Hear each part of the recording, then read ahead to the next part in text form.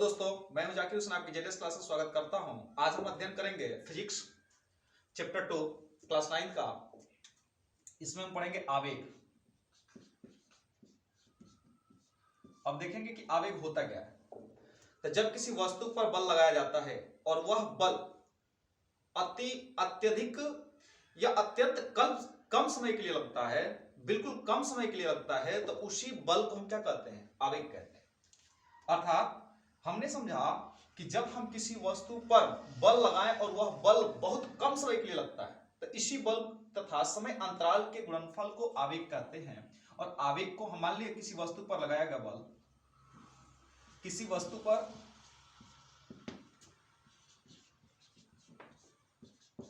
अत्यंत कम समय के लिए लगाया गया बल,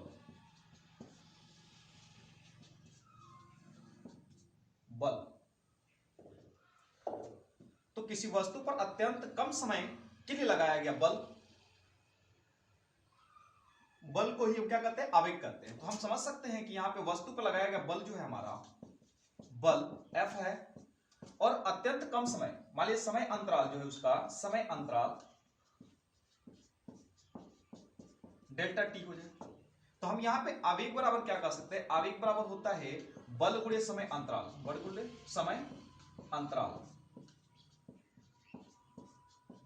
तो बल गुणे जो समय अंतराल होता है, वह बल गुणे समय अंतराल को हम क्या कहते हैं? आवेग कहते हैं। अर्थात F बराबर I बराबर हो जाएगा F into delta T. I बराबर F इंटू डेल्टा टी, इसी को हम क्या कहेंगे? आवेग कहते हैं। तो हम यहां से परिभाषा कर सकते हैं कि बल तथा समय अंतराल के गुणनफल को आवेग कहते हैं, जो अत्यधिक कम समय के लिए लगता है। तो इसका मात्रक की बात कर लेंगे। तो इसकी मात्रक की बात करें, बल का मात्रक क्या होता है? Newton into second, Newton into second. या यहां से आप कह सकते हैं, क्योंकि आप जानते हैं कि बल का मात्रक जो होता है न्यूटन होता है, और बल से एक और परिभाषा मात्रक निकलता है, क्योंकि आप जानते हैं कि बल बराबर क्या होता है? द्रव्यमान गुणे त्वरण होता है, F इंटू ए इंटू डेल्टा टी। अब यहां से यदि मात्रक की बात कर लेंगे, यूनिट की बात कर लेंगे, तो द्रव्यमान का मात्रक होता है किलोग्राम, इसका त्वरण का मात्रक होता है मीटर पर सेकेंड स्क्वायर, तो मीटर बटा सेकेंड स्क्वायर, और यहां पे डेल्टा टी का क्या होगा? सेकेंड होगा, तो सेकेंड से सेकेंड कट जाएगा, तो ये हो जाएगा किलोग्राम मीटर सेकेंड इनवर्स, या सेकेंड मीटर पर सेकेंड, ये एक मात्रक हो जाता है। तो हमने देख लिया कि आवेग क्या था। उसके बाद बात कर लेते हैं आवेग तथा संवेग में संबंध।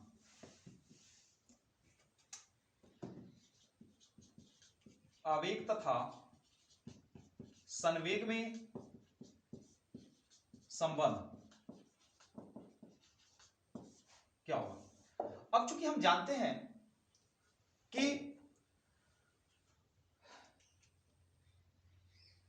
यहां से आवेग तथा संवेग में संबंध क्या होता है, तो आवेग तथा संवेग में संबंध देखेंगे आप, तो यहां पर होता है I बराबर m इंटू डेल्टा v। चूंकि आप संवेग जानते हैं कि P बराबर होता है m इंटू v होता है, तो यहां से आप कह सकते हैं कि संवेग परिवर्तन की दर, संवेग परिवर्तन की दर, संवेग परिवर्तन की दर को हम क्या कहते हैं? संवेग कहते हैं। संवेग परिवर्तन की दर आवेग कहलाती है। संवेग परिवर्तन की दर को आवेग कहते हैं, यह यहां पर संवेग परिवर्तन की दर को ही आवेग कहा जाता है। अब समझ सकते हैं आप कि देखिए आवेग कैसे लगा। अब मान लीजिए कोई बड़ी सी इमारत है, बड़ी सी इमारत है, अब बड़ी सी इमारत गिरने वाली है, और थोड़ा सा क्या कहते हैं, उसको झटका दिया जाता है, थोड़ा सा बल लगाया जाता है। जैसे जिस मान लीजिए को उसको जो है क्रेन गिराना चाहता है, तो क्रेन गिरा रहा है, तो उस पर थोड़ा सा झुकी हुई है, अब गिरने ही वाली है, पूरी कंप्लीट हो चुकी है, गिरने ही वाली है, लेकिन थोड़ी सा अटक चुकी है, उस पर थोड़ा सा बल लगाता है, झटके से क्या होता है? कम समय के लिए तुरंत गिर जाता है। हमारे गाँव में देखने को ये मिलता है, कोई लकड़हारा जो है लकड़ियां काट रहा है, जब लकड़ी कटता है तो वो क्या करता है, काट देता है, थोड़ा सा क्या होता है, अटक जाता है, अब वो गिरता ही नहीं है।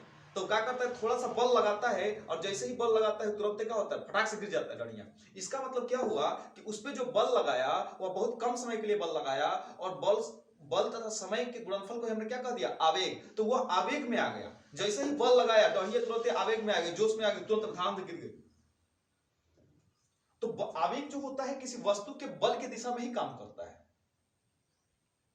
मान लीजिए कोई बैठा है आराम से, कोई मान लीजिए कि कोई ढलान वाली वस्तु पर कोई व्यक्ति बैठा हुआ है, अचानक क्या कर दे, कुर्सी के नीचे लात से मार दिया हल्का से, कम समय के लिए, तुरंत गर्दन गिर जाएगा। या मान लीजिए किसी वस्तु को मेज पर रखे हुए हैं, मेज है और ये बिल्कुल निकली हुई है, ये बिल्कुल निकली हुई किनारे पर है एकदम, आप थोड़ा सा इस पर बल लगा दिए, तुरंत क्या हो जाएगा, पलट हो जाएगा। तो क्या है, आवेग। तो हमने देखा कि आवेग तथा संवेग में, अब आवेग जो होती है कैसी राशि है, तो आप कह सकते हैं कि यह जो है एक सदिश है। आवेग जो है एक सदिश राशि होती है। अब आते हैं दोस्तों हम न्यूटन का तृतीय नियम, न्यूटन का तृतीय नियम।